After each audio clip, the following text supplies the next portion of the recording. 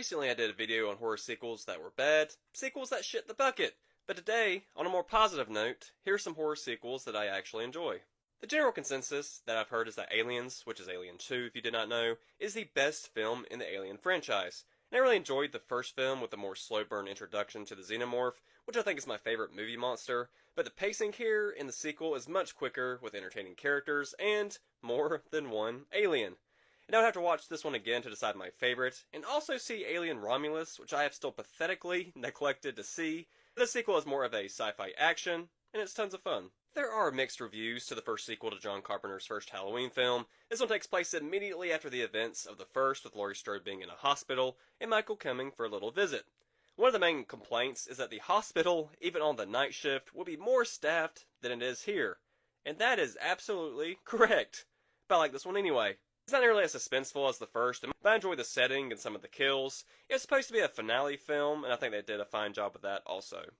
I actually have not seen all of the Nightmare on Elm Street films, for some reason. I know, tragic. But from what I've seen so far, Dream Warriors is by far my favorite. Taking place in a mental hospital, Freddy continues his fucked shenanigans in an intriguing setting, plus some really entertaining kills, my favorite likely being the one with the TV. One day I do want to get to all of these and rank them. A found footage horror film with sequels that are actually pretty good? I'll be damned.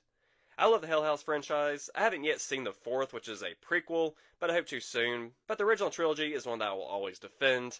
Taking place after the Hell House tragedy in the first film, this one picks up with more rumors, more history, more story to be uncovered.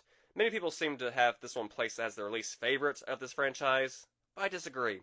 The first is by far better, the best one, but I love everything that they added to the story and the legend of the hotel. Keeps up the intensity pretty well, especially when this new group goes back to the hotel.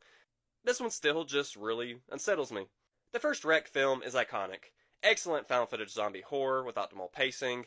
The second doesn't match up with the first, but it adds a lot of fun to the universe as it follows the events of the first right away. These infected are fast and brutal, plus the quarantine members will be damned if they let you out.